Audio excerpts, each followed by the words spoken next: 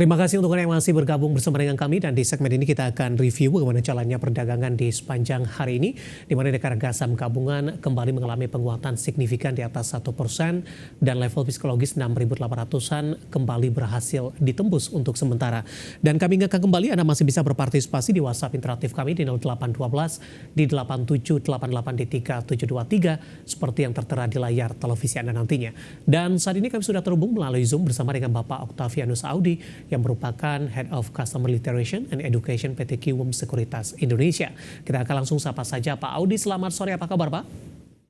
Selamat sore Pak David, kabar baik, terima kasih. Terima kasih juga Pak Audi sudah meluangkan waktu di IDX Channel. Hari ini harga saham gabungan kembali mengalami penguatan yang cukup signifikan. Pak Audi sudah cukup lama dalam beberapa pekan terakhir, harga saham gabungan lebih cenderung mengalami volatilitas yang cukup tinggi, kenaikan tipis kemudian kembali mengalami koreksi. Secara teknikal, bagaimana Anda melihat lompatan yang terjadi untuk penguatan harga saham gabungan di sepanjang perdagangan hari ini? Ya, jadi memang kalau kita lihat secara tren teknikal, ini IHSG sudah mulai mendekati area jenuh jual, dan kemarin akhirnya sempat ada penguatan walaupun akhirnya di sesi kedua tutupnya minus, dan hari ini memang akhirnya terkonfirmasi lagi. Cuma yang menjadi concern kami saat ini adalah ternyata volume transaksi hingga pre-closing ini ternyata masih di bawah average 20 hari, dan memang kekhawatiran terkait akan kuat atau tidaknya penguatan ini, atau ini hanya technical rebound yang memang kita lihat secara tren.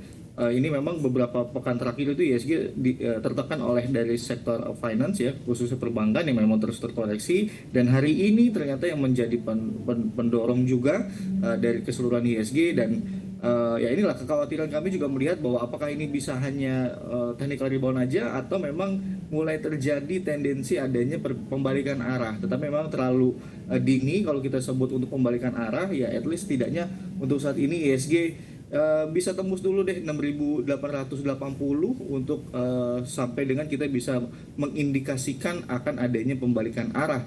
Sampai dengan saat ini memang kami masih wait and see dulu apakah memang ini kuat atau tidak. Baik, untuk besok arahnya akan kemana Pak Audi, terkait juga dengan kekhawatiran Anda tadi, dan kebetulan besok itu perdagangan jelang libur akhir pekan rawan profit taking seperti biasa. Kemudian juga perbankan big cap sebelumnya tampaknya para investor lebih memilih kepada trading jangka pendek saja, menguat kemudian berbalik arah melemah kembali. Ya, jadi memang kalau kita lihat secara tren dan kalau kita lihat behavior dari investor, khususnya investor asing, ini memang masih terus terjadi outflow ya sampai dengan saat ini, dan saham perbankan khususnya BRI ini justru yang paling banyak dijual oleh investor asing. Dan kalau kita lihat memang salah satu indikasi kita melihat dari secara teknikal sebenarnya adalah kuat atau tidaknya dari saham ini terjadi penguatan, itu biasanya kita pertimbangkan juga dari sisi volumenya. Dan ternyata memang untuk hari ini ya mungkin coba kita lihat dulu apakah nanti bisa sampai dengan di atas average 20 harinya.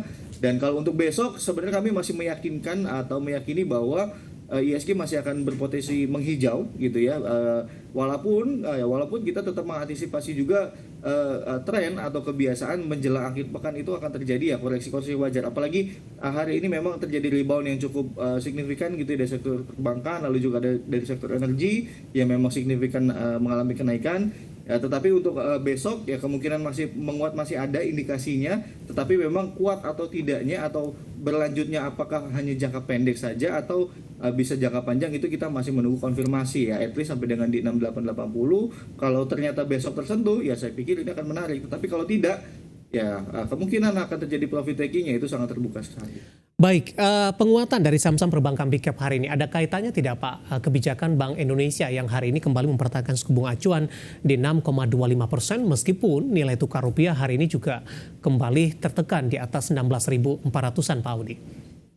Ya, jadi sebenarnya kalau kita melihat ini adalah salah satu respon dari beberapa rilis kinerja gitu ya dari beberapa emiten perbankan yang ternyata di first quarter lalu juga sampai dengan di bulan April ini masih mencatatkan kenaikan laba ya gitu, walaupun kalau kita lihat indikasinya sampai dengan di bulan keempat atau di bulan April emiten-emiten perbankan ini masih mencatatkan kenaikan pendapatan secara year on year. Tetapi memang yang menjadi concernnya saat ini adalah ternyata yang bisa double digit pertumbuhan labanya itu hanya BCA. Sisanya rata-rata sudah single digit, dan BRI ini memang yang menjadi kekhawatiran. Kenapa? Kalau kita lihat dari suku bunga ini, yang Bank Indonesia memang salah satu mitigasi pelemahan rupiah adalah mempertahankan ya higher for longer untuk suku bunga Bank Indonesia di 6,25%. Justru ini akan menjadi pemberat gitu ya ke depannya, dan ini sudah mulai terrefleksikan khususnya untuk perbankan yang memang kreditnya ini lebih banyak untuk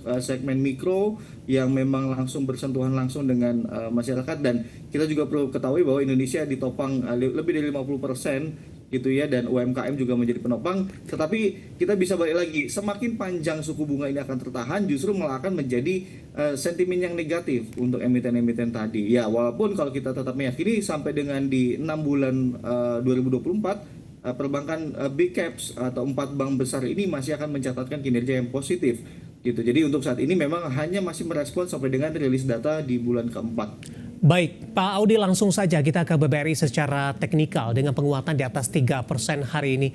Analisis dan rekomendasi dari Anda untuk BBRI. Ya, oke. Untuk BBRI saat ini masih spekulatif buy, jadi memang masih sangat minim sentimen. Dan kalau kita bisa perhatikan juga apakah akan bisa berlanjut atau tidak, ya poin pertamanya dari BRI adalah setidaknya dia bisa melewati dulu di level 4.380. Apakah nanti di hari besok bisa lewat atau tidak, itu akan menjadi salah satu konfirmasinya. Tetapi kalau tidak, antisipasi jika memang justru malah trennya kembali lagi turun. Karena kalau kita lihat di sini secara teknikal masih terus tertahan di resisten MA20. Jadi ini akan menjadi hal yang krusial. Dan untuk supportnya batasi jika memang justru malah turun ke bawah 4.050. Baik, buy on break ketika 4380 berhasil ditembus? Ya, betul. Dan untuk targetnya, untuk resistennya jika memang nanti breakout itu adalah setidaknya ada dua resisten di sini kami lihat, itu di 4730, dan nextnya jika memang breakout lagi sampai dengan di 4950. Jadi memang bertahap. Dan ini udah 2 kali BBRI ini mencoba break tetapi masih gagal, sehingga investor ini harus benar-benar menunggu konfirmasinya terlebih dahulu. Oke, kita bergeser ke BBCA, Pak. 9425 menguat di 4,14%. 9425 adalah level tertinggi intraday dan penutupan di perdagangan hari ini. Analisis Anda. Ya, untuk BBCA hari ini kenaikannya masih belum ditopang dengan kenaikan volume transaksi. So, jadi kami masih tetap mengkhawatirkan. Memang secara tren untuk jangka pendek sudah mulai ada pembalikan arah, tetapi untuk tren yang dalam jangka yang menengah ini memang masih dalam tren yang bearish. Jadi memang untuk saat ini masih posisinya adalah spekulatif buy, jadi masih sangat spekulatif sekali untuk masuk.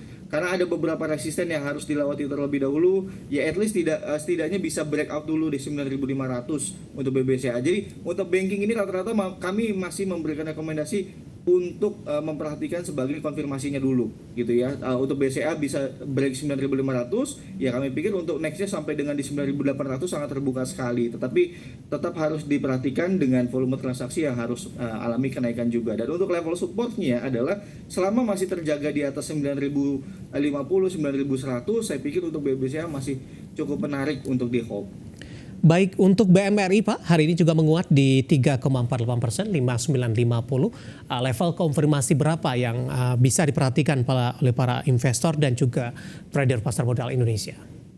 Ya, untuk BMRI ini agak sedikit beda ya, karena kalau kita lihat patternnya di sini ada terbentuk pola double bottom, dan memang ini kemungkinan akan ada kenaikan lagi sangat terbuka. Tetapi untuk konfirmasinya saat ini adalah di level 6.000. Jadi memang harus lewat dulu. Tadi sempat mendekati sampai dengan pre-closing, ternyata masih tertahan di 5.950. So untuk besok boleh diperhatikan 6.000 apakah bisa lewat untuk Mandiri, dengan targetnya jika memang sampai dengan dia berhasil melewati at least sampai dengan 6.350 masih sangat terbuka sekali. Tetapi untuk support yang mesti diperhatikan adalah di level 5.700, karena sudah beberapa pekan terakhir Mandiri setiap mendekati 5.700 atau bergerak di bawah sedikit 5.700 langsung ditarik lagi. Jadi ini kami gunakan sebagai best supportnya untuk Mandiri. Ya, analisis untuk perbankan big cap tadi pemirsa Bank Mandiri tadi sudah disampaikan level breaknya yang bisa diperhatikan dan lagi-lagi keputusan investasi tetap ada di tangan pemirsa IDX Channel. Pak Audi, di luar dari perbankan big cap Pak, hari ini teknologi juga tampaknya memberikan kontribusi terhadap penguatan indeks harga saham gabungan yang cukup menarik adalah hari ini adalah Gotoh. Tadi sempat menguat, kemudian lebih cenderung bergerak flat di 50 level terendah all time low-nya. Bagaimana Anda melihat pola pergerakan saham Gotoh yang terus mengalami tekanan, kemudian buyback akan dilakukan, dan kebetulan juga ada pertanyaan masuk ke WhatsApp interaktif kami. Gotoh after RPS turun terus, bisa masuk FCA atau enggak, kemudian arah pergerakan dan juga rekomendasinya seperti apa, atau Gotoh ada kemungkinan jebol di bawah 50 tidak? Analisis Anda untuk Gotoh.